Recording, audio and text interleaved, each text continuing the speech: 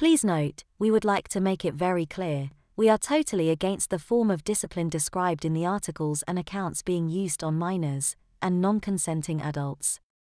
Although some of these accounts are fictional, and others may be an exaggerated reality, none of them are too far from the truth of what really happened back in those days. Teachers, how did they develop their CP skills? At the boys' school I went to in the early 70s, the slipper was used regularly. A few teachers also used a leather strap or a cane. I have often wondered how teachers developed their punishment routines. Did they discuss their methods with each other, or give each other tips of what to do? Did they talk to each other about punishments they had meted out? Or did they base their punishments on their own experiences when at school? And what about new teachers? Did they receive any specific advice, etc.? An intriguing thought is whether some teachers even practiced on each other. Unlikely, I know. We had a games master who also taught French and German, and he was a very keen user of the slipper, particularly in games, usually basketball or athletics.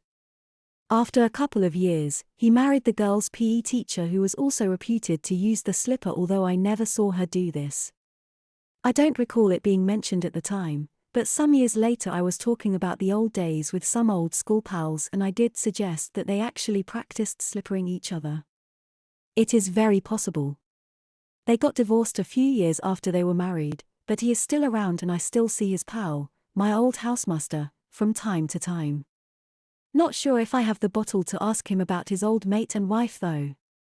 One of the reasons I ask this is that I recall some new teachers in their early to mid-20s starting at my school. I remember one started, after a week or two, to use a strap to punish us.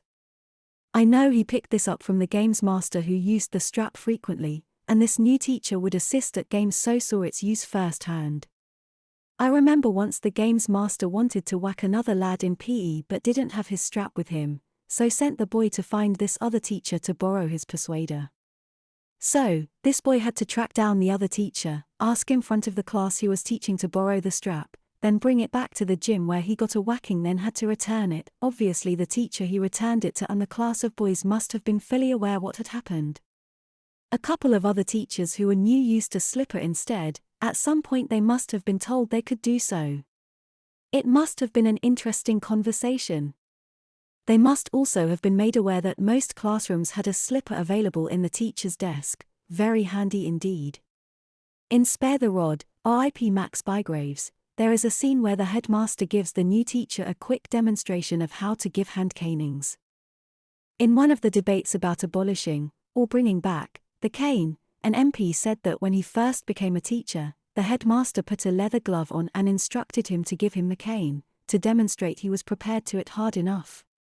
And I have read that in the olden days when you graduated from Oxford or Cambridge, which meant you were qualified to be a teacher, but of the ceremony involved giving a boy the birch.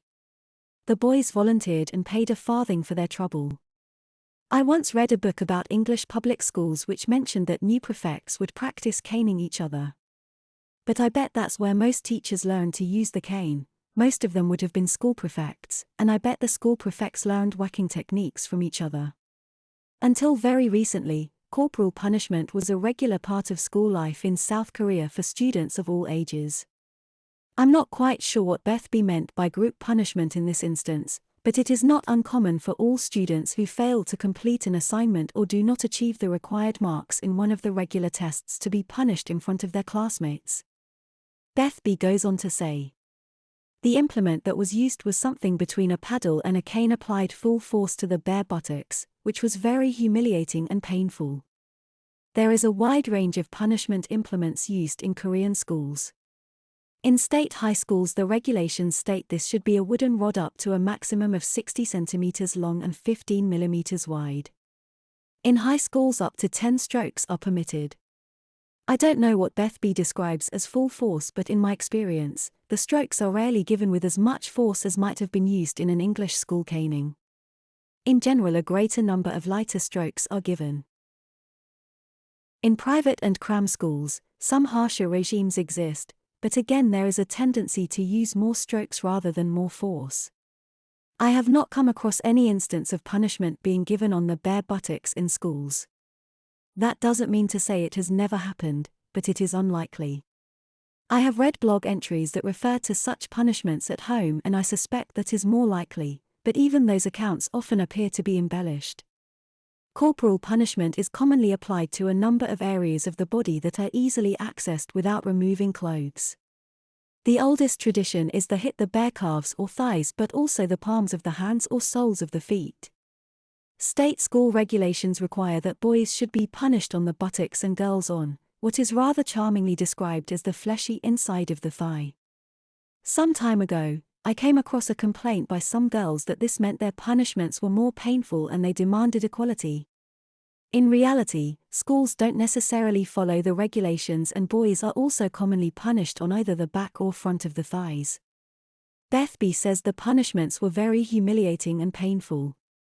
I suppose for someone from a Western culture, they may find it humiliating. As corporal punishment is so common, Korean students might describe it as irksome rather than humiliating. That these punishments are painful is not in doubt, but if Beth B only experienced them on the buttocks, which would be highly unusual, and I would say unlikely for a girl, then she might have been surprised by just how painful they are when used on other parts of the anatomy.